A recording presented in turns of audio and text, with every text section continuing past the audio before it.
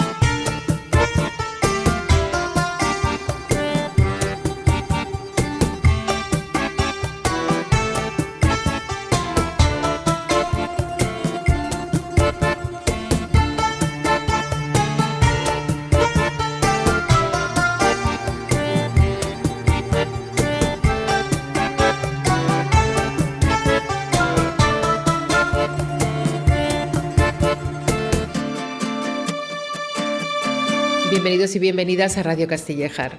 Hoy vamos a abrir nuestros micrófonos para hablar de distancias, de las distancias que nos separan del resto del país por falta de infraestructuras, de las distancias geológicas que nos unen, sin embargo, con desiertos remotos a más de 6.000 kilómetros, y de la distancia en el tiempo que nos permite rescatar historias que algunos quisieron enterrar bajo el hormigón.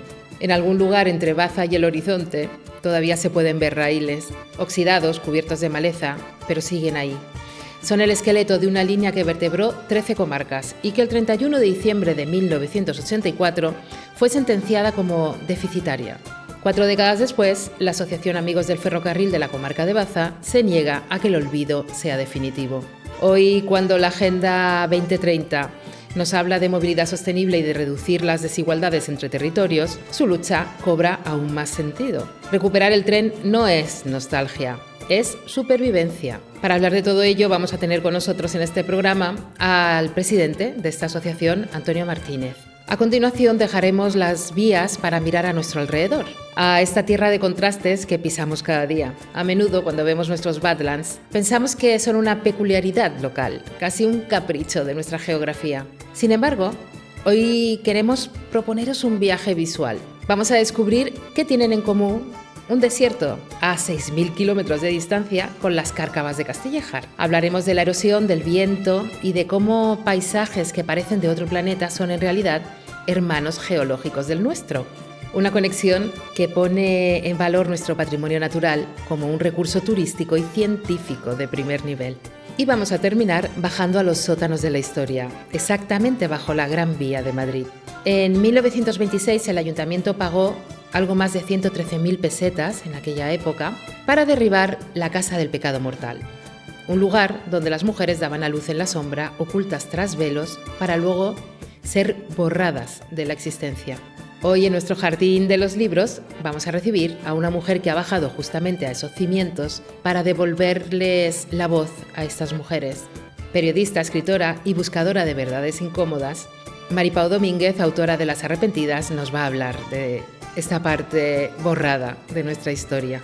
Y antes de empezar, queremos informaros que el Defensor del Pueblo Andaluz ha admitido a trámite la queja que hemos presentado desde Radio Castillejar para dar visibilidad al problema de los cortes de luz que sufrimos en Castillejar y en Galera, por lo que ya tenemos un número de expediente y estamos esperando a recibir más información de la que os haremos partícipes. Aunque Endesa es una empresa privada, el defensor actúa bajo un protocolo de supervisión que se firmó en 2021.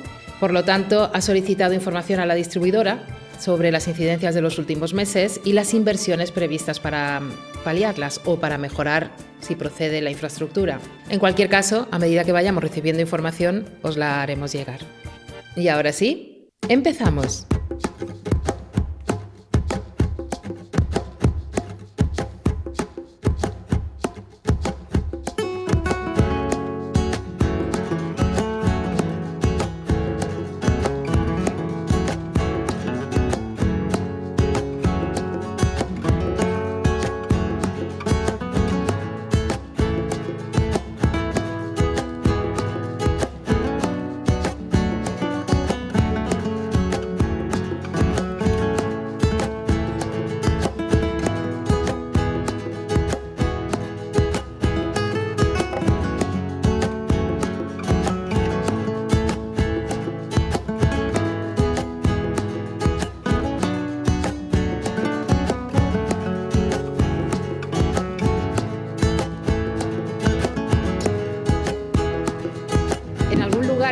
Baja y el horizonte todavía se pueden ver raíles, oxidados, cubiertos de maleza, tragados a medias por la tierra, pero ahí están, como la memoria de algo que existió y que para mucha gente de esta comarca nunca debió dejar de existir. El tren que unía Guadix con Lorca pasando por Almanzora vertebró durante un siglo la vida de 13 comarcas repartidas entre Granada, Almería y Murcia. Y el 31 de diciembre de 1984, casi como si fuera una broma de mal gusto de fin de año, cerraron la línea. Altamente deficitaria, adujeron, y con eso bastó.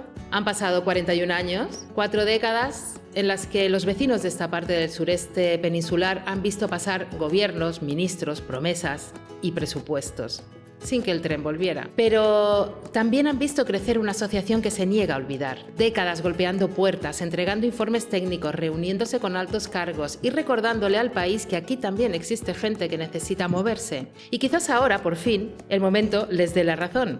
La Agenda 2030 y sus objetivos de desarrollo sostenible sitúan la movilidad limpia, inclusiva y vertebradora del territorio como una de las grandes prioridades del siglo. El objetivo 11 habla de ciudades y comunidades sostenibles, el 10 de reducir las desigualdades. Recuperar una línea ferroviaria como la de Almanzora no es, desde esta óptica, una nostalgia ni un capricho.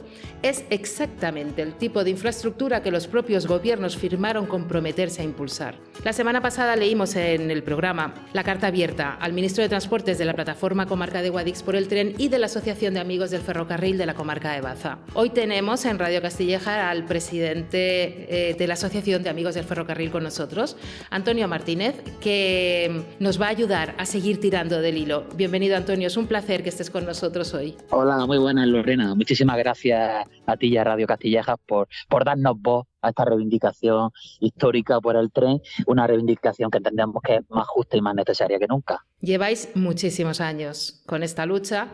Explícanos, para quien no lo sepa, cómo nace vuestra asociación y qué es lo que os mantiene en pie también después de tanto tiempo de lucha y con tan pocas respuestas concretas. Pues sí, es una lucha larga, dura, pero seguimos teniendo ganas, seguimos teniendo ilusión y creo que ese es el motor que nos lleva a continuar, porque nos han dado palos, hostias por todos lados, a veces del lado amigo, a veces del lado enemigo, por así decirlo, una incomprensión total, nos han ninguneado, en otros sitios nos han abierto las puertas. Bueno, retomando un poco la pregunta que hacía, la Asociación Amigos del Ferrocarril Comarca de Baza tiene un nacimiento así un poco sui generis, es espontáneo, no ha sido un nacimiento formal. Prácticamente podemos decir que aquel 31 de diciembre del año 1984, así una mala broma pesada y dramática para nuestras comarcas, aquella Nochevieja, aquel día de Nochevieja, pues allí nos juntamos algunos. Yo recuerdo que era un zagarillo que iba de la mano de mi abuelo y a partir de ese momento, cada 31 de diciembre, fuimos yendo alguna gente, mayores, jóvenes, niños, que íbamos con los familiares, de una manera así como más espontánea, como para recordar. Al principio éramos 4 gatos y además durante mucho tiempo pues éramos los chalados del tren y poco a poco fuimos ya dándole formalidad. Obviamente ya han ido, pues hay que darle estatutos, formalizando la cosa y aquel movimiento espontáneo de ciudadanía que quería no olvidar que el tren nos dio tanto y que debería volver a darnos tanto, pues se hizo ya más formal. Y luego, pues, ¿qué te voy a contar, Lorena? Ya entraron en la época de las redes sociales, etcétera, etcétera, ¿no? Pero el espíritu ha sido siempre el mismo, ¿no? Con 4 o con 400 es el cierre de la línea férrea Guadix-Baza-Almanzora-Lorca fue un palo injusto. En aquella época en la que decían que altamente deficitario un servicio público que hacía que la gente pudiera comunicarse, eso que ahora llamamos movilidad, porque la gente pudiera ir de un pueblo a otro, de una comarca a otra. Bueno, y el tren de la inmigración, porque lo que más, y yo lo viví en primera persona, yo he usado de niño ese tren de la inmigración con mis padres, gente inmigrante que íbamos al sur de Francia, al tema de la agricultura, ¿vale? Y luego volvíamos, porque el tren servía para hacer la inmigración, para emigrar, pero luego nos permitía volver. Cuando cerraron el tren, nos quitaron una movilidad muy importante. Decían que iban a poner autobuses a todo el mundo. No fue así. Decían que la A92, la autovía A92, iba a ser la panacea. La A92, que no llegó en esos años y llegaría casi entrado los 2000. Tampoco lo fue. Y al final perjudicado, como siempre, pues fuimos la ciudadanía de estas comarcas, que nos tuvimos que buscar la vida. Algunos se fueron para siempre. La precariedad, creo que a la que nos condenó aquel cierre de la línea, a día de hoy, lo seguimos sufriendo, porque somos comarcas que tenemos una potencialidad tremenda. Las comarcas de Baza, de Huesca, de Guadix, toda la comarca de la Almanzora, hasta Lorca, tenemos una potencialidad tremenda y creo que no se ha sabido explotar del todo bien y no hemos tenido esa ayuda, ¿no? Que nos haya sacado de la precariedad. No han seguido condenando a ser comarcas subsidiadas injustamente, porque aquí siempre lo decimos, nosotros no pedimos limosna. No, no, no, no, no. Nosotros pedimos justicia y poder ganar nuestro propio destino, y mucho de ese propio destino y de nuestro propio futuro puede pasar por la reapertura de la línea férrea. El año pasado, si no me equivoco, inaugurasteis vuestra sede en la propia estación de Baza. ¿Cómo valoras Sí. ese hito? Bueno, aunque no es el hito de volver a tener... es que no sé si lo puedes valorar como un paso hacia adelante o no, un reconocimiento, algo para que os calléis. ¿Cómo valoras? Bueno, lo valoramos muy, muy positivamente. Que el equipo de gobierno y todo el ayuntamiento de Baza nos concediera esa sede en la estación de Baza, que por cierto ahora ya está cerrada porque hay obras en la antigua estación de Baza, la van a modernizar, van a hacer obras. Lo que les pido, les pedimos últimamente al alcalde es que esa obra, sobre todo, tengan en cuenta la posible vuelta del tren. No se sabe si volviera el tren, que vamos, estamos seguros que va a volver, si sería por el mismo trazado de antes o por trazados diferentes, ¿vale? Tampoco se sabe si se va a conservar la estación de Baza o si se haría una nueva estación en las afueras, digamos, más allá de la autovía, por donde está el hospital, etcétera, para circunvalar Baza y venir a la altura de Caniles, pues ya los llanos de Ijate en adelante hasta Murcia. Bueno, dicho esto, llevamos muchos, muchos años reclamando una sede, porque es importante que tengamos un sitio. Además, de hecho, nosotros lo inauguramos en las Navidades pasadas, no esta del 2025, sino la del 2024, con una maqueta ferroviaria que fue algo que no se había visto en esta zona. Llevamos a muchos colegios de Baza y a distintas asociaciones de personas mayores, de personas con discapacidad, etcétera, allí a ver la maqueta con una locomotora que se movía y hacía ruido y echaba humo. Fue fantástica la experiencia, sobre todo con los más pequeños, y empezamos a montar una exposición, por así decirlo. ¿Recuerda, bueno, ¿sabes, Lorena, el programa este de La Revuelta, el que dan en la televisión española, ¿no? Con David Broncano, que a todos sus invitados les pide un regalo, ¿no? Sí. Pues entonces nosotros hacíamos eso. A todo a quien invitábamos a la sede le pedíamos un regalo. Entonces, obviamente un regalo ferroviario, ¿no? Entonces, pues nos han regalado libros, hasta películas, nos han regalado distintos banderines, bocinas ferroviarias, en fin, nos han regalado un montón de cosas, y lo único que esperamos es que a ver si ya una vez que terminen las obras de rehabilitación en la estación, que seguramente se extenderán hasta mitad de este año aproximadamente, pues volvemos, el compromiso del Ayuntamiento de Baza es volver a darnos una sede ahí, aunque ya pues más moderna, con mejores condiciones urbanísticas, por así decirlo, y volver a hacer, porque aparte de la reivindicación que cada día, como tú has dicho antes, en todos sitios hacemos, aquí en las comarcas nuestras, en Sevilla, en Granada, en Madrid, donde haga falta hemos estado peleando, y además formamos parte de la revuelta de la España vaciada, es decir, de ese colectivo que nos une a todas las comarcas del ámbito rural por pelear por tener derechos y tener población en nuestras zonas.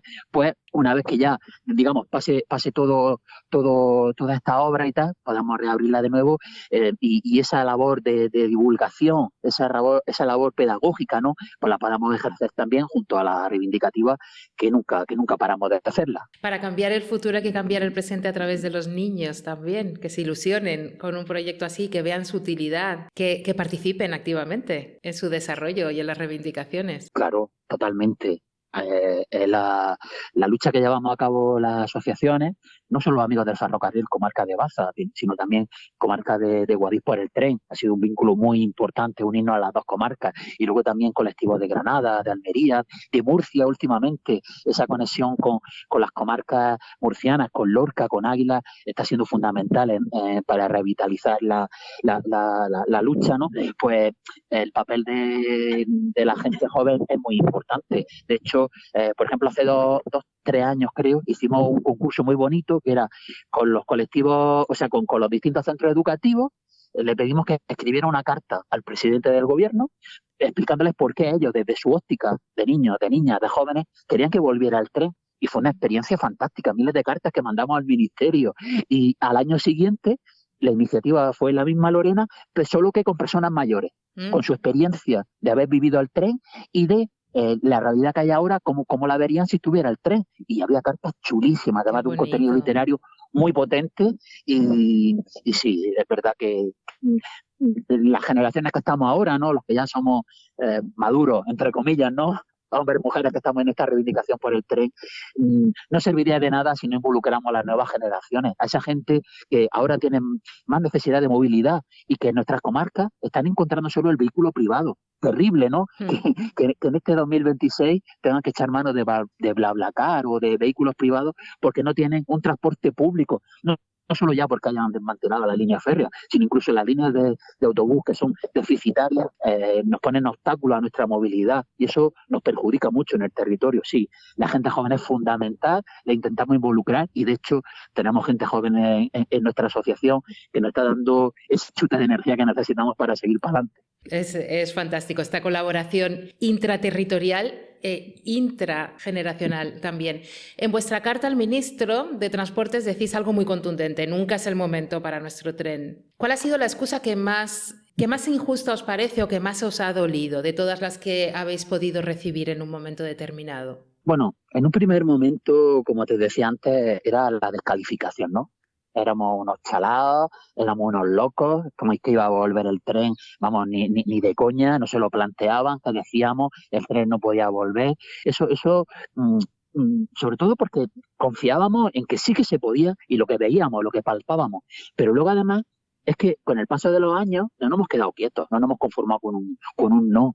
De hecho, Lorena, te diré que mandamos una carta al ministerio, al ministro, a la Dirección General Ferroviaria, a la Secretaria General de Movilidad, en muchas ocasiones también al presidente del gobierno, dándole cada semana razones nuevas de por qué ha de volver el tren. Es decir, que deben tener un armario, yo no sé cuántos armarios llenos de nuestras cartas. Otra cosa es que le hagan caso o nada. Pero luego también nos ha parecido que no nos prestaban atención y eso nos ha parecido muy injusto. Estamos muy lejos del gobierno de Madrid, muy lejos también del gobierno de Sevilla. Estas comarcas nuestras, de Baza, de Huesca, son municipios vaciados. Y decimos que somos vaciados no porque ahora no haya nada, es que lo hubo. Hubo población, hubo servicios como el tren y nos han ido vaciando décadas de malas decisiones, de malos gobernantes que jamás le hemos importado, salvo cuando llegan las elecciones, que se dan, hacen la fotito de turno y a estas comarcas le importamos, bueno, no diré una grosería, pero le importamos muy poco. Eso nos ha parecido que muy mal, porque como decíamos en la carta, ¿no? Nunca es el momento para nuestro tren. Pase lo que pase, nunca somos prioridad y eso es muy injusto. Siempre es prioridad otras partes de España, sea en Cataluña, el País Vasco o Madrid, por intereses claramente políticos, ¿no? y poblacionales. Pero que estas comarcas merecen mucho la pena y le hemos demostrado una y otra vez que reabrir las líneas férreas es viable, es rentable y es muy necesaria. Pero pongo el hincapié en lo del rentable porque también tenemos una alianza muy potente con las asociaciones empresariales de la zona que haciendo números nos dicen, joder, sí que reabrir esta línea, el tramo que va desde Guadí y Baza, pasando por toda la comarca de la Almanzora hasta Lorca, ahorra tiempo y dinero. Son 160 kilómetros de línea férrea electrificada que vendría a costar en total, ya con trenes funcionando, unos 1.000 millones de euros, que a la ciudadanía nos puede parecer que es una barbaridad de dinero, y lo es, pero en términos de infraestructura no lo es. Es una infraestructura muy barata. Y más lo estamos viendo con ahora los cálculos que están haciendo para reparar las líneas de alta velocidad dañadas y con todo el terrible accidente de Adamú y también con los terribles consecuencias que ha tenido el temporal en muchas partes de Andalucía, las que afortunadamente aquí en nuestras comarcas hemos recibido la lluvia que nos va a venir muy bien y no hemos tenido tantos problemas como en otras partes de Granada y de Andalucía. Pues están saliendo cifras estratosféricas de lo que vale poner de nuevo en marcha la infraestructura. O sea que la infraestructura nuestra sería una infraestructura barata. Pero además, a los que nos dicen, pues sí, hombre, con lo que está cayendo ahora, precisamente ahora, con todo esto, venía a pedir el tren para Baza y el tren Guadix-Baza Almanzora Lorca. Le decimos, siempre hay excusas porque reabrir esta línea daría una mejora que necesita el sistema ferroviario estatal. A los hechos nos remitimos. En las últimas décadas nada más que apostar por el AVE ha sido un error. ¿Cómo puede ser que haya estado un mes paralizada la alta velocidad con toda Andalucía con el territorio tan extenso que es toda Andalucía, por solo una línea que estaba mal y que había que reparar. Hombre, eso es inconcebible. ¿Qué ha pasado? Se han centrado en alta velocidad, alta velocidad, alta velocidad, porque una es más rentable, que ni siquiera es verdad, porque hasta la línea de Barcelona a Madrid, la más potente, ni siquiera es rentable económicamente, está perdida todos los años, pero esa línea de alta velocidad ha permitido privatizar servicios, y ahí ya están compañías privadas operando. Bueno, pues eso en contrapartida, todo el dinero público para la alta velocidad y el tren convencional, el tren mercancía, pasajeros, ese tren que van con por las comarcas, se ha dejado olvidado. Se ha dejado olvidado y eso es un grave error. Y eso nosotros creemos que reabriendo nuestra línea férrea se daría vidilla de nuevo a todas estas comarcas, se daría una oportunidad para mejorar no solo las comarcas del sureste peninsular, sino mejorar toda la red estatal. Por eso, cuando nos dicen que no es ahora en el momento, que nunca toca, nosotros le decimos sí, ahora, precisamente ahora, toca seguir y no vamos a parar. Eso, otra cosa no tenemos claro, no sé qué pasará, pero que vamos a seguir luchando, eso está clarísimo. Tenéis informes técnicos, estudios de la Universidad de Granada, argumentos de viabilidad y rentabilidad. ¿Cuáles son los argumentos principales para luchar por esta reapertura? Dime 3 argumentos concretos. No sé si sería capaz de concretarte en tres, pero el principal es lo de la movilidad sostenible.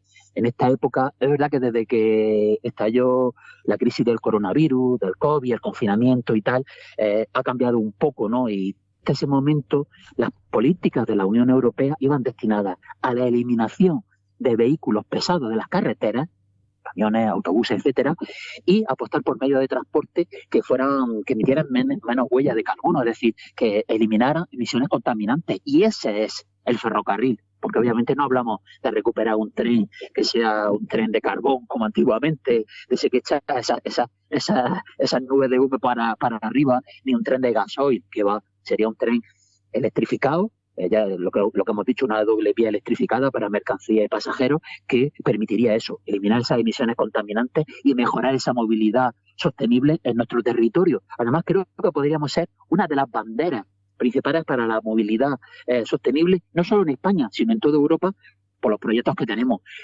Esa sería una de las primeras o una de nuestras banderas, por lo que creemos que se debe reabrir el tren. El segundo tiene que ver con la rentabilidad. Oye, que estamos diciendo que nos reabriera la línea férrea no es un brindis al sol, no es que nos den limosna, no. Es que sería un buen negocio, como nos dicen las organizaciones empresariales. ¿Por qué? Lo que decimos, uno de los principales valores que tenemos es el territorio y el lugar geográfico que ocupamos. Estamos en un sitio de paso entre el centro de la península, el sur y el este, y todo el frontal mediterráneo. Es una zona estratégica potentísima. Y además, en unos momentos en los que, lamentablemente, los conflictos bélicos que se están extendiendo por el mundo hacen que esta zona sea muy potente. El norte de África, los puertos de Algeciras, de Valencia, de Cartagena, de Almería, son lugares que se están potenciando muchísimo para el tránsito de mercancías, ya digo, en unos momentos complicados. Y ahí nuestra zona puede jugar un papel muy, muy importante, porque, ya digo, estamos de paso, un centro logístico y reabrir esta línea férrea sería fenomenal y además para hacer negocio. Y la tercera causa que se me ocurre así a bote pronto, aunque hay muchísima y para mí es muy difícil, es darnos esa movilidad a la población de estas comarcas. Nos lo merecemos. Creo que nos merecemos prioridad con un medio de transporte ecológico y algo que nos permita movernos en pueblo a pueblo, comarca a comarca y además con el resto de comarcas, con el exterior. Creo que sería una oportunidad fantástica y de una vez por todas poner en valor un territorio que merece muchísimo la pena. Yo siempre digo que vivimos en el mejor lugar del mundo, en la mejor tierra del mundo, que es esta, la nuestra. Nuestras comarcas son comarcas milenarias de gente trabajadora, de gente abnegada, de gente que merece esa oportunidad de desarrollo y que creo que durante mucho, mucho tiempo nos lo han negado. Esos tópicos, algo que, volviendo un poco, Lorena, a lo que decíamos de la pedagogía con los jóvenes, ¿no? Y con los niños, yo siempre les digo que no nos creamos esos tópicos que nos echan a la gente de esta zona, que si vagos, que vivimos del cuento, que solo vivimos de los subsidios, que nos pasamos el día cantando, bailando y que sí, que somos gente muy, muy simpática, con mucho y que somos muy graciosos. Y digo que no, que gente de esta tierra ha ayudado a sacar adelante la industria en el País Vasco y en Cataluña, y que hemos emigrado porque sí, porque lo necesitábamos, pero que el trabajo de nuestra gente se ve y se nota. Es decir, no somos más que nadie, eso lo tengo muy claro, no nos sentimos superiores a nadie, pero tampoco somos menos. Es decir, que debemos esa autoconfianza en nosotros mismos, decir, joder, nosotros por nuestros propios recursos podemos ganar nuestro propio destino y no necesitamos lo que hablabas de limosna, etcétera, etcétera, pero que nos dejen. No necesitamos que nos den pescado, necesitamos que nos dejen la oportunidad de usar esa caña, que nosotros mismos nos buscaremos la vida, pero que nos dejen, porque a veces da la sensación, Lorena, de que nos siguen poniendo el pie encima para que no levantemos cabeza, y por eso es lo de la carta al ministro. Es decir, siempre, pase lo que pase, nunca el momento de irte a tierra, ya está aquí, ya está. No debemos olvidar que el éxito industrial del norte se debe al sacrificio y las manos del sur. Esto lo tenemos que tener todos claro. La carta se la dirigís al ministro de Transportes, a Óscar Puente, pero también decís que podría ir al mismísimo presidente del gobierno. ¿Habéis llegado a hablar o acercaros de algún modo al gobierno central? Sí, bueno, de hecho, el año pasado estuvimos en el ministerio, ¿vale? Y hemos hablado con distintos ministros, desde Pastor, de la ministra Pastor, del PP, cuando gobernaba Mariano Rajoy y Íñigo de la Serna, y luego, bueno, otros ministros como uno que está ahora en la cárcel, etcétera, con otras directoras de Adif, de Renfe. Sí, tenemos conexión, hemos tenido conexión con este ministro, ¿no?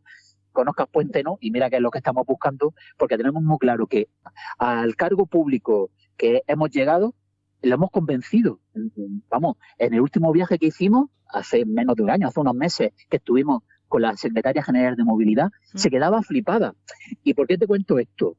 Tras muchos años de lucha, conseguimos 1.600.000 euros en los presupuestos generales del Estado. Eso fue en el año 2021, creo, ¿vale? O 2021. Y para hacer el estudio informativo, que es el estudio que directamente va a decir cómo puede volver el tren. No si puede volver o no, sino que puede volver y por dónde, qué trazado iría, qué estaciones, qué pasos elevados, qué pasos soterrados, etcétera, etcétera. Bien, nos las prometimos muy felices, Lorena, porque decíamos, por fin alguien nos ha hecho caso. Bien, pues resulta que le dieron 24 meses, 2 años para hacer el estudio informativo. Eso se adjudicó a finales de 2021 para hacerlo entre 2022 y 2023, ese estudio informativo. Sí. Pasaban meses y no había resultado ninguno. Acudimos a todos, a los partidos políticos, a los distintos órganos, a las distintas instituciones. Nadie sabía qué pasaba con ese estudio informativo. Después de acudir a Madrid, al Congreso de los Diputados, reunirnos con todos los grupos parlamentarios, salió un pseudo informe que habían hecho deprisa y corriendo 2 empresas, yo no sé de qué manera, en un par de meses, y en vez de gastar ese 1.600.000, gastaron una pequeña parte, una tercera, una cuarta parte, para decir que era inviable económicamente, que no era rentable rehacer esta línea. Y curiosamente, esas empresas, claro, ya hablamos desde Madrid, hicieron el informe desde Madrid, ¿no? Claro, como siempre pasa en estas cosas. Y ese informe decía que no era viable reabrir el tren, porque consideraba el trazado de hace 41 años. Es decir, se remontaba esa línea Guadix-Baza-Almendrico, sola en el mundo. Y nosotros le decíamos, ¿cómo puede ser eso que ahora nuestra oportunidad está en la reapertura del corredor ferroviario mediterráneo, que la obra están avanzando ya desde todo el frontal mediterráneo, Murcia, la conexión se está ultimando ahora con Almería, se está definiendo ese tramo que va desde Almería con Granada y Antequera. Pues ahí tenemos la oportunidad, porque son una línea muy importante, sobre, ya digo, en el tema de mercancías, también de pasajeros. Bueno, pues eso no lo tenía en cuenta el informe, y a eso se agarra el Ministerio para decir que no, que esta línea de momento no se iba a reabrir. Cuando nosotros presentamos todo nuestro informe a la Secretaria General de Movilidad y al Director General Ferroviario, dijeron, ¿cómo que eso no lo sabíamos? Oiga, que no lo sabían ustedes, ¿y para qué han contratado a las empresas? Y este chapucero informe previo de no viabilidad, ¿esto qué es? Así que ahora, pues claro que sí, ahora tenemos nuevos impulsos, ahora de nuevo tenemos un trabajo que se está haciendo desde la Universidad de Granada, en el que estamos colaborando también las organizaciones ferroviarias, obviamente los colectivos de esta zona, para ese informe que desmonte el mal informe previo del Ministerio, que además es súper fácil, porque es que no tiene por dónde cogerlo, menuda chapuza más mala, menuda caca de informe que hicieron, y con ese informe vamos a plantarnos de nuevo en Madrid. Si es con una entrevista con el ministro, mejor. Que no, sabemos el camino. Nos plantamos allí en el Paseo de la Castellana madrileña y haremos ruido hasta que no hagan caso. Vamos a dejarlo por el momento aquí. Os invito a venir a este espacio Radio Castillejar siempre que queráis comunicar lo que consideréis. Tenéis aquí vuestro micrófono y nuestras redes, y a nuestro público, a nuestros oyentes que también están preocupados por la situación. Te dejo el micrófono abierto para que digas lo que consideres y que nos comentes también cómo podemos, como ciudadanos, apoyaros en vuestra lucha y en esta reivindicación de un tren vertebrador de todo nuestro territorio. Pues primero, muchísimas gracias por darnos voz. Llevamos muchos años acudiendo a los medios, extendiendo nuestra voz, pero cada vez que hay un micrófono nuevo, y en este caso desde Castilleja, desde Radio Castilleja, pues es verdad que nos honra, nos alegra y nos sentimos muy, muy, muy agradecidos. Y en segundo lugar, decir que quizás te arrepientas de esta invitación, Lorena, porque somos muy pesados. Hay un valor que tenemos, es que somos muy pesados, somos muy insistentes. A mí me dicen que soy un cansino. Sí, es verdad. El Antonio, el loco del tren, el friki del tren, sí, porque queremos que llevamos la razón. Y en tercer lugar, cada 31 de diciembre hacemos un acto en la estación de Baza. Ya digo, llevamos ya 41 años haciéndolo, cada vez tiene más gente, más instituciones, pero el paso que nos falta es involucrar más a la gente, y se puede hacer. Ya digo, hacemos actos a lo largo de todo el año, ¿vale? Y tenemos una actividad diaria en redes sociales reivindicando y dando argumentos nuevos. Nosotros lo tenemos muy claro y así lo demostramos a la ciudadanía, a los gobernantes y a todos. El tren Guadix-Baza-Almanzora-Lorca puede y debe reabrirse. Puede y debe. Lo que nos hace falta es unos gobernantes que apuesten por nosotros. Y la carta también, esta carta a la que estamos haciendo referencia durante todo el programa, es que podría ir al delegado del gobierno de España en Andalucía, Pedro Fernández Peñalver, que es bastetano, para más INRI, ¿vale? Para más INRI, y teniendo ahí un cargo que podía echarnos una mano, de momento no lo está echando. O el subdelegado del gobierno en Granada, o cada uno de los cargos públicos y políticos que sí, que en estas comarcas nos dicen que sí, que están, pero a la hora de la verdad, en las votaciones, en los órganos de decisión, no se nota, no estamos presentes. Por eso hace falta que la gente de la ciudadanía, de nuestras comarcas, la ciudadanía a pie de calle, que sean colectivos o sea individualmente, reclame por ese tren, reclame por oportunidades de desarrollo en nuestras comarcas, y obviamente pueden contar con colectivos como Amigos del Ferrocarril, Comarca de Baza, para esa labor que aquí estamos, y todo lo que sea luchar por nuestra tierra, pues ahí nos van a tener siempre al lado. Pues muchísimas gracias, Antonio. Ha sido un verdadero placer tenerte en Radio Castillejar, y lo dicho, me reitero, podéis venir, acudir aquí cuando lo consideréis, aunque seáis muy cansinos, es lo que hay que ser para involucrarnos en una democracia real, que es así como funciona. Porque los gobernantes nos representan y los ciudadanos se implican para que se escuche su voz, y los gobernantes tienen que escucharla también. Así funciona, vasos comunicantes, si no es algo extraño, es otra cosa. Muchísimas gracias, Antonio, es un placer, de verdad. Pues muchísimas gracias a vosotros, tomamos la palabra y sí, efectivamente, la gente no está concienciada, pero el poder está en la gente. Con nuestro voto podemos hacer mucho. No dejemos que nos manipulen, no dejemos que nos engañen, no nos dejemos llevar por la corriente. La única verdad es la que sentimos en nuestros corazones y la que nos da el latido de nuestra tierra. Esto nunca engaña.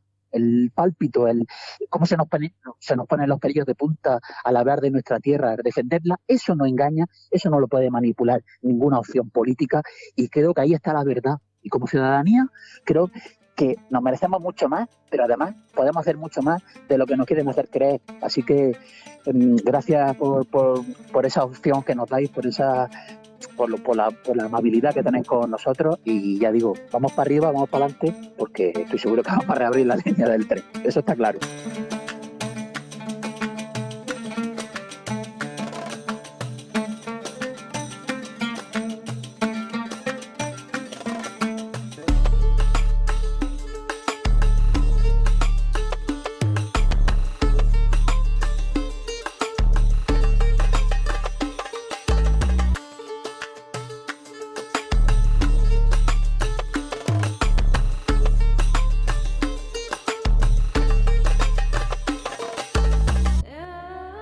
¿Nos acompañáis a hacer un viaje de miles de kilómetros, ida y vuelta?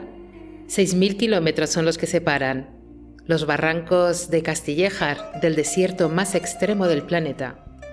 Algunos hablan de él como el infierno en la tierra, un lugar extremo donde las aves caen fulminadas y quedan momificadas, porque ni las bacterias sobreviven para poder descomponerlas. Vamos a visitar un paisaje alienígena que tiene mucho que ver con Castillejar.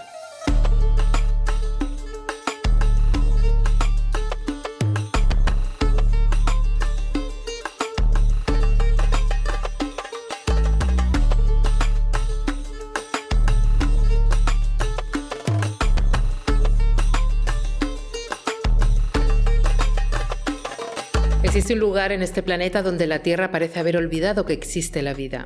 Un lugar donde el suelo no es suelo, es una brasa. La NASA ha llegado a medir en él 70,7 grados de temperatura. Ese lugar es el desierto de Lut, en Irán.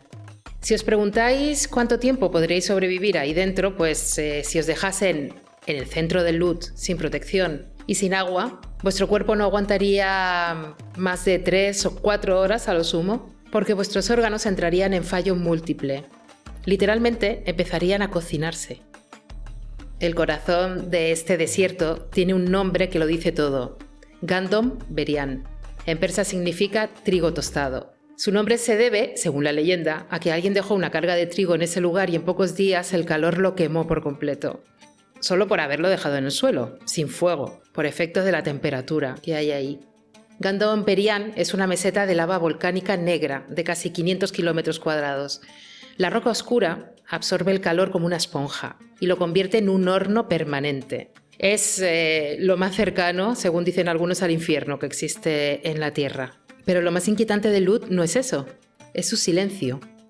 Los científicos lo llaman zona abiótica, un territorio tan extremo que ni las bacterias sobreviven. Nada, absolutamente nada vive en ese núcleo central. Sin embargo, en los límites del desierto, algo se mueve. Los científicos han documentado zorros del desierto merodeando por los bordes del Lut. Zorros que se acercan, pero que no se adentran. Como si ellos supieran perfectamente dónde termina el mundo habitable. Como si conocieran la frontera invisible que separa la vida de la muerte.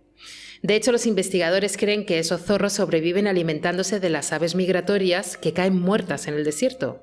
Porque el Lut se ha convertido en una trampa mortal para los pájaros. El calor los derriba en pleno vuelo y sus cuerpos quedan en el suelo intactos, momificados, porque no hay nada que los descomponga. Un cementerio de aves en mitad de la nada, quieto, eterno, y unos zorros en la frontera, esperando. Si os preguntáis si este lugar se puede visitar, la respuesta es sí. Hay expediciones en 4x4 desde la ciudad de Shagdad. En ellas vais a poder disfrutar de dunas que alcanzan los 500 metros de altura. 500 metros. Son más altas que la Torre Eiffel, para que os hagáis una idea. Y en medio de todo esto, las formaciones que se llaman caluts. Son crestas de roca esculpidas por el viento durante millones de años, que parecen ciudades abandonadas por gigantes. Son verdaderamente impresionantes. Ahora bien, cerrad los ojos un momento. Pensad en las vistas de nuestros Badlands, de los Badlands de Castillejar y de Galera. En esos barrancos que tantas veces habéis cruzado sin darles demasiada importancia. ¿Y si os dijera que geológicamente somos hermanos de ese desierto iraní? Tanto Lut como nuestros Badlands son usados por las agencias espaciales como referencia para imaginar cómo es la superficie de Marte. Lo tenemos a 10 minutos de nuestra puerta prácticamente y es un paisaje marciano, reconocido por la ciencia. Y hay mucho más. El Lut es Patrimonio de la Humanidad de la UNESCO. Y nosotros somos el corazón del Geoparque de Granada, también reconocido por la UNESCO. Podemos decir que somos la élite mundial de la geología. No obstante, hay una diferencia fundamental. En Lut, el escultor fue el viento. Aquí fue el agua. El agua de un lago inmenso que cubría toda la comarca hace millones de años y que al retirarse fue tallando poco a poco cada barranco, cada pared, cada rincón de este paisaje que hoy llamamos nuestro. Pero a pesar de esta hermandad geológica, si podemos decirlo así, mientras el desierto de Lut es un territorio de muerte, un lugar donde nada comienza, nuestros Badlands han sido la cuna de la vida en Europa. Y no es un eslogan, es ciencia. Gracias a la erosión que formó nuestros barrancos, hoy podemos leer nuestra historia como un libro abierto. Somos parte fundamental de la ruta de los primeros pobladores de Europa. Una ruta que podéis encontrar detallada por etapas en el Geoparque de Granada. Además, muy cerca de Castillejar, en yacimientos como Ventamicena en Orce, se han encontrado restos de tigres de dientes de sable, hipopótamos y elefantes. Esto no era ni mucho menos un páramo, era un mundo vivo, salvaje y poderosísimo. Y mientras en el Lud la vida huye despavorida, aquí, hace más de 1.000.000 de años, los primeros seres humanos que pisaron Europa miraron este paisaje y dijeron: este es el sitio. Los barrancos les daban refugio, el lago comida, todo lo que necesitaban para sobrevivir estaba aquí. Y mucho después, ya en la Edad de Bronce, culturas como la del Castellón Alto, en la vecina Galera, volvieron a demostrarlo. Este paisaje de Badlands ha sido siempre un imán para la vida.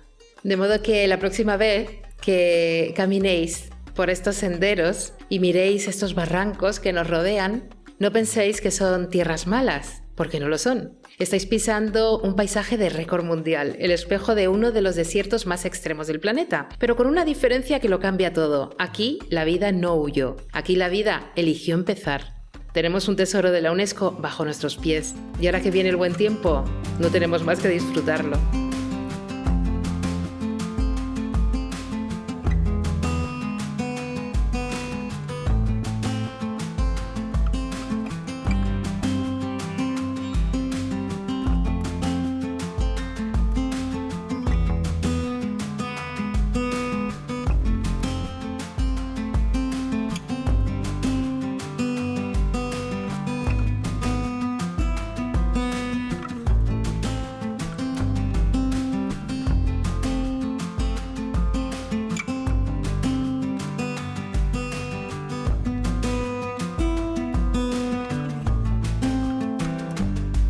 En el subsuelo de la Gran Vía de Madrid, a varios metros por debajo del asfalto que pisan cada día cientos de miles de personas, duermen los cimientos de un edificio que ya no existe.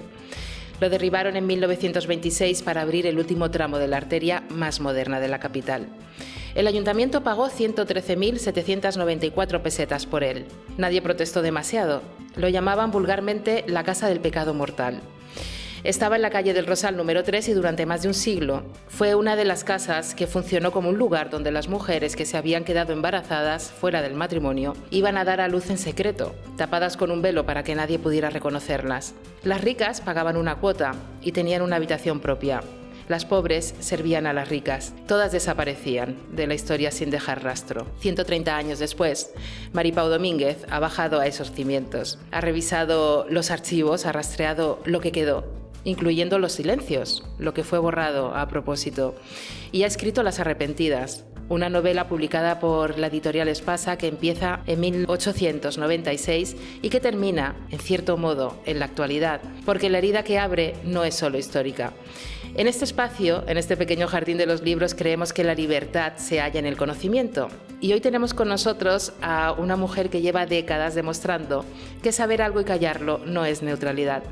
Hoy nos acompaña Maripau Domínguez, escritora, periodista, presentadora y autora de esta historia que devuelve la existencia a mujeres a las que se les negó su voz, su existencia, a mujeres que fueron completamente borradas. Bienvenida, Pau, es un placer tenerte con nosotros. Hola, Lorena, buenos días. Oye, permíteme que te diga que me ha encantado el resumen que has hecho. De verdad, qué bonito. Y fíjate que lo de, en fin, lo del conocimiento que decías es también luz, porque en la novela hay una cita de Baltasar Gracián, de su libro El arte de la prudencia, que dice que un hombre sin conocimientos es un mundo a oscuras. Fíjate que no dice está en un mundo a oscuras, sino es él mismo un mundo a oscuras, ¿no? De eso va esta historia, de lo que somos, de la existencia y lo que reivindicamos y por lo que luchamos también. Para eso hay que ser valientes, también lo dices y está presente a lo largo de tu historia. ¿En qué se puede apoyar la valentía para ser valiente? Bueno, yo creo que la valentía está en el corazón de cada uno y también la valentía va y viene, porque en la vida real también ocurre, ¿no? Yo creo que mi protagonista, Carlota Bisedo, es una mujer bastante real, bastante de carne y hueso, porque no es una heroína tradicional que está desde la primera a la última página y enarbolando una bandera y hacia una revolución contra viento y marea. Es una mujer que tiene sus dudas, una mujer que también comete equivocaciones, comete errores, pero sobre todo es una mujer firmemente decidida a que nadie pisotee esa condición de mujer, ¿no? Y claro, hablamos de un siglo en el que eso era muy complicado, ¿no?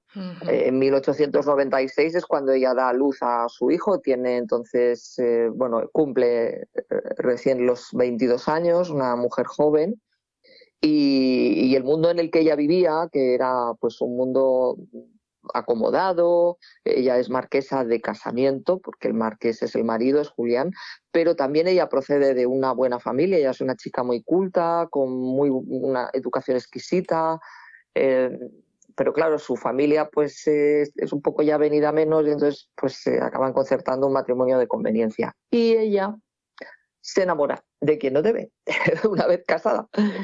Y ahí empieza todo el periplo, porque en la novela sí que sale a la luz lo que has descrito tan maravillosamente, ¿no? Que es cómo funcionaba la Casa del Pecado Mortal, que era considerada una de las casas de arrepentidas de la época, ¿no? La diferencia es que en las otras pues era un saco en el que acababan metiendo a todo tipo de mujer, que era una descarriada, que era el lenguaje que se utilizaba en la época. Y en el caso concreto de la Casa del Pecado Mortal, que es a donde acaba siendo recluida Carlota, pues solo iban las mujeres que se habían quedado, decían, indebidamente embarazadas, ¿no? Esa era la particularidad de la Casa del Pecado Mortal. Pero imagínate, te encierran allí para que pases los meses de embarazo, un embarazo que a ojos de la sociedad no existe, no ha existido jamás, y acabas dando a luz a una criatura que a ojos de la sociedad tampoco existe. Y te marchas. Es terrible. O sea, una crueldad horrible, vamos. Completamente. Aquí tenemos también esa máxima de Pascal, ¿no? El corazón tiene razones que la razón ignora. Y de eso Sí, también va también. tu historia, efectivamente, ¿no? El corazón por encima, la vida, el pálpito. Sí. ¿Qué ha sido lo más difícil de construir a este personaje, a Carlota? Porque, claro, es lo que estás diciendo, tenías que hacerla verosímil en una época en que las mujeres no se encontraban en una situación de autopercibimiento incluso como la de ahora. No. Y además hay que tener también en cuenta la diferencia abismal que había entre las clases sociales, ¿no?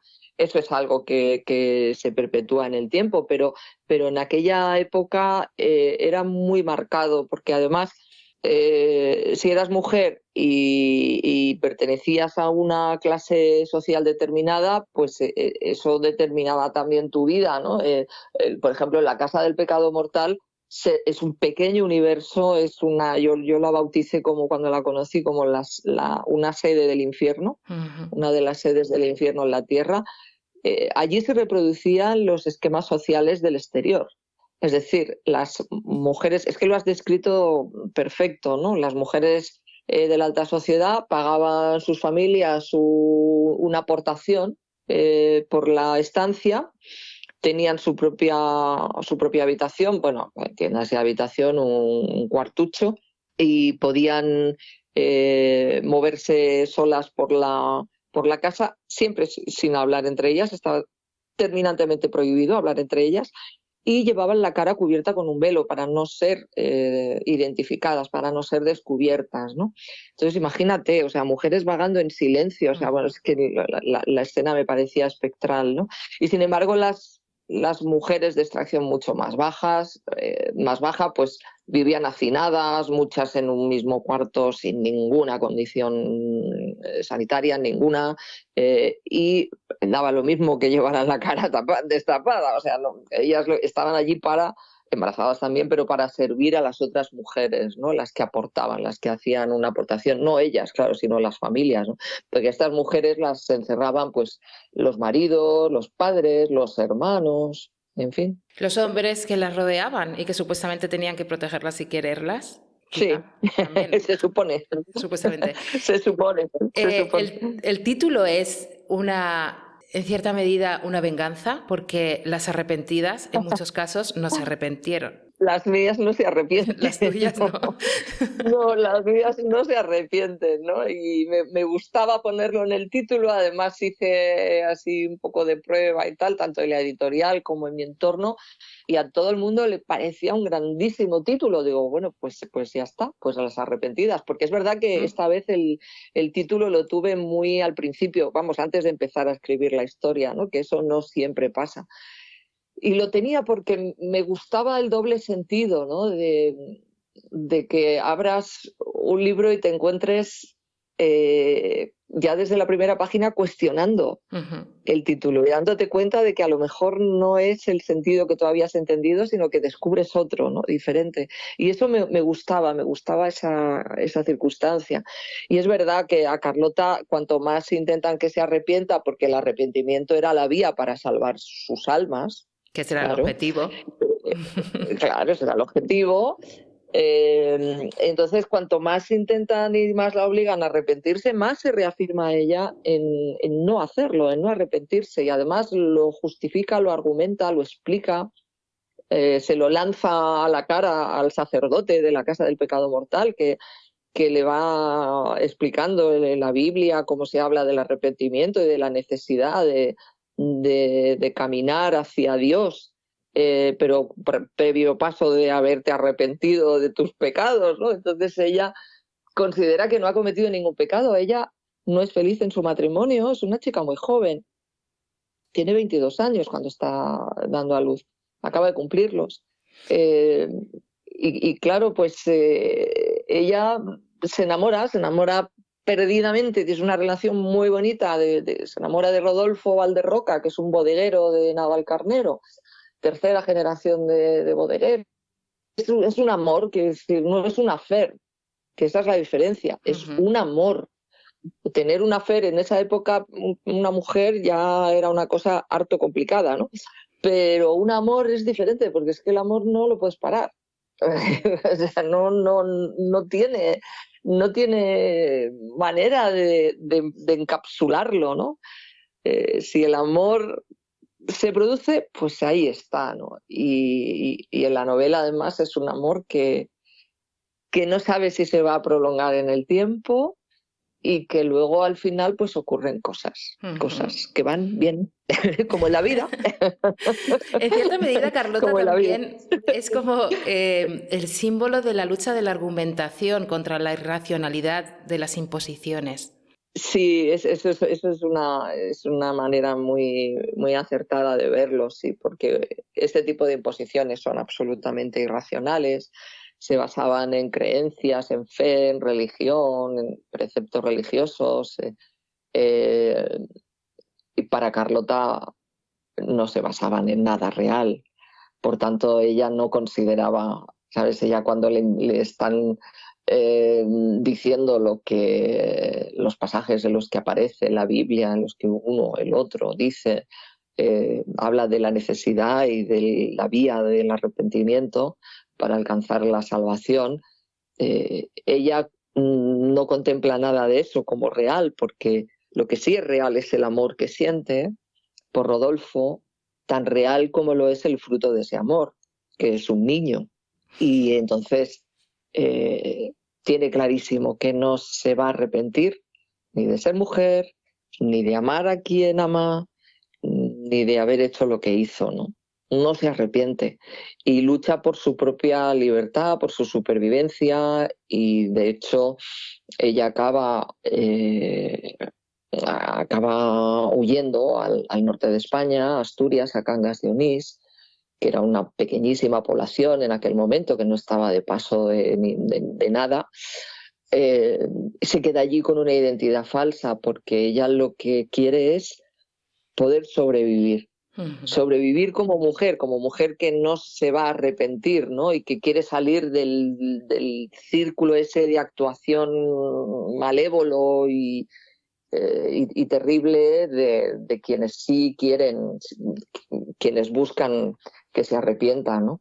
Y al final eso la lleva, bueno, pues a preservar su vida, a hacer todo lo posible por salvarse, porque hay un momento en el que su propia integridad física está en peligro, no diremos por qué. Y bueno, y lo consigue. Y para eso pues pasa por muchas renuncias, se construye una identidad falsa. Tiene gracia el momento en el que decide quedarse en Cangas y le preguntan el nombre y claro, ella no quiere decir quién es, por si acaso. Y entonces dice un nombre y ella misma se queda sorprendida, ¿no? Por primera vez en la vida decir que se llama de otra manera, de como no se llama, que no es. Y entonces de repente dice la segunda mentira, ¿no? Y dice que es viuda. Y claro, todos en el pueblo, lamentándose, fíjate, tan joven, viuda, tal. Y ya ella misma hace la reflexión de esto de la mentira, porque ella no era una persona muy íntegra, ella no había mentido, para ella la mentira no era nada que se contemplara en su vida, ¿no? Y allí lo hace, y entonces piensa que una vez dicha la primera mentira, las demás vienen solas. O sea, no es tan fácil mentir, lo difícil es mentir por primera vez. Pero alguien que miente por primera vez, ya está, o sea, ya está abierta la veda, ¿no? Ya está el camino, ya lo ha encontrado la senda. Y a ella, esa manera de mentir es lo que le ayuda a sentirse protegida. Ajá. Y finalmente se queda allí casi 2 décadas, ¿no? En Asturias.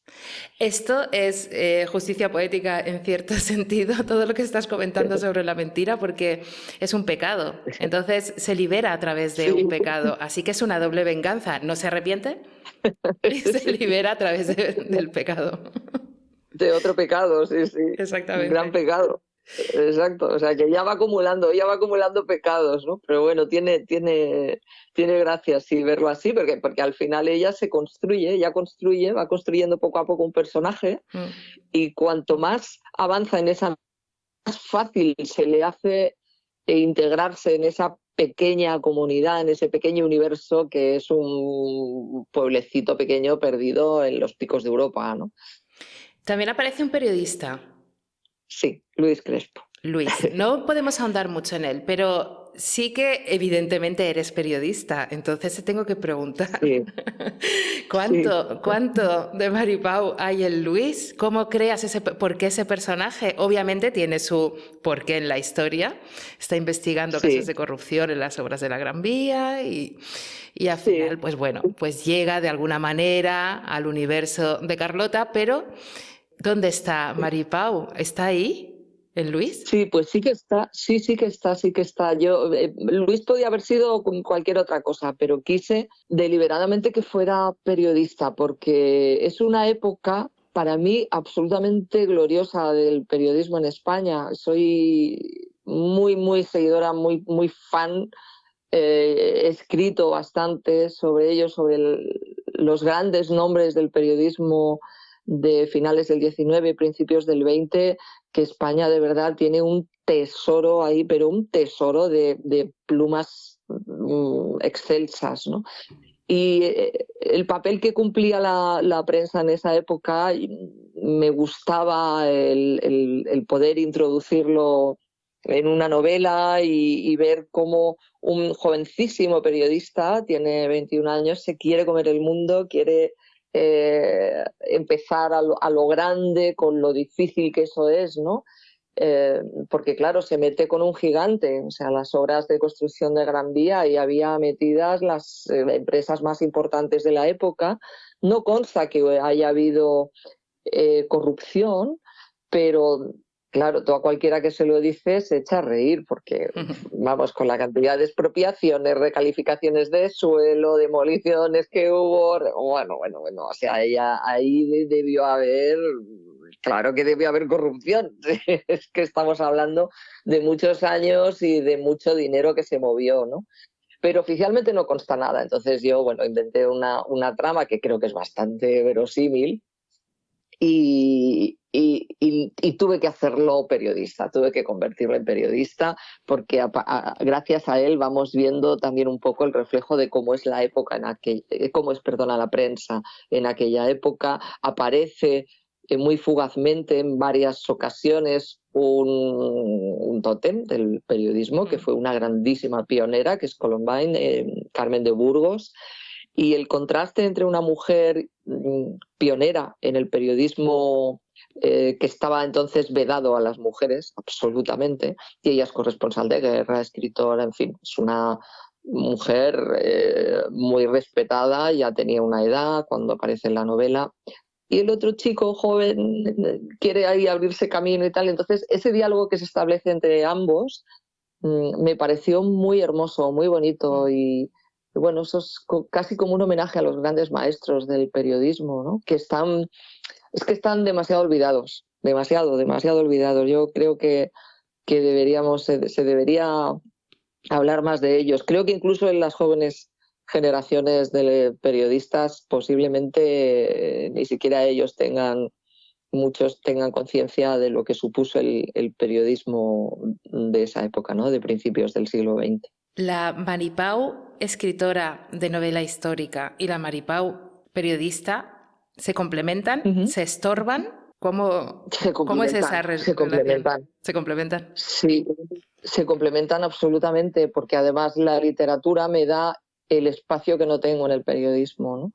Me da la posibilidad de cambiar el tempo, es un tempo completamente diferente el de la escritura al del periodismo diario, y además cuando tienes tanta avalancha de realidad, o sea, bueno, los periodistas lo tenemos y lo llevamos bien, y hay muchos que ya con eso ya tienen su desarrollo profesional y personal, ¿no?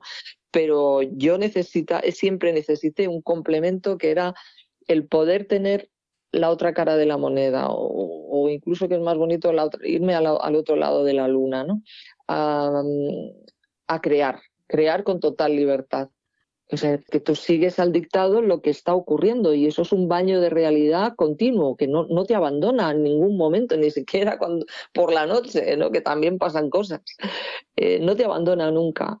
Y eso a mí me ha gustado siempre, por eso quise ser periodista, pero se me quedaba como, o sea, casi de un poco de asfixia intelectual. O sea, siempre he necesitado salir de eso y la literatura es un camino maravilloso para salirte de la realidad, de la actualidad permanente y crear otra, ¿no? Y esa la creas tú. Ahí tienes tú la potestad. Y no sé, es que es un ejercicio muy, muy fascinante, la verdad. Yo creo que jamás podría vivir sin escribir, ¿no? Y ese complemento a mí me resulta fascinante. Pues fíjate que para acabar esta entrevista te iba a preguntar qué era la literatura para ti. Como mujer inteligente y avezada en la comunicación, te has avanzado perfectamente a ella, pero déjame que lea 4 líneas tuyas del libro que dicen: ninguna de las cartas decía lo que ambos deseaban de verdad: huir, encontrarse, romper con todo. Sabían que por ahora no era posible, pero el simple hecho de escribirlas y de saber que el otro las leía le sostenía en pie resistiendo. Y aquí te iba a preguntar yo qué era la literatura para ti, pero me lo has respondido. Así que qué bonita, yo veo ahí una analogía preciosa entre la escritora y su público y sus lectores. Sabes que yo siempre escribo pensando en los lectores. No me gusta cuando un autor dice, con esta novela he hecho terapia y tal. Digo, bueno, pues mira, págate la terapia y luego ya siéntate a escribir. Porque creo que al lector se le debe un gran respeto y hay que pensar siempre en él, siempre. Y yo en esta novela tenía un deseo desde el primer minuto en el que me senté a escribir, y es poder conseguir que el lector sienta que va acompañando en todo momento a Carlota en ese viaje literario que es Las Arrepentidas. En su construcción. Si lo he conseguido, estaré orgullosa y satisfecha. Pues yo ya te avanzo que lo vas a conseguir, ya lo has conseguido, seguramente, no tengo ninguna duda. Muchísimas gracias por haber estado con nosotros. En este pequeño rincón de los libros consideramos que, como te hemos dicho al principio, la libertad se halla en el conocimiento. Gracias, Mari Pau, por hacernos más libres, por tu trabajo como periodista y por estas maravillas de construcciones de las palabras que haces con tu escritura, que se nota que piensas en el lector, en los lectores. Muchísimas gracias. Gracias a vosotros, es un placer, un buen rato de conversación contigo, la verdad, es un enorme placer.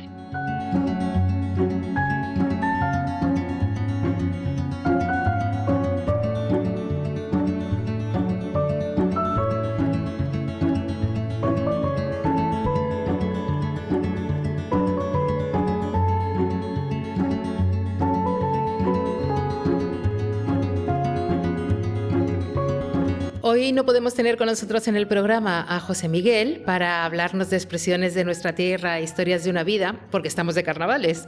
Y lo tengo recogiendo palabras a diestro y siniestro al son de la música, de modo que le voy a guardar el sitio. No he utilizado su melodía, como habéis visto.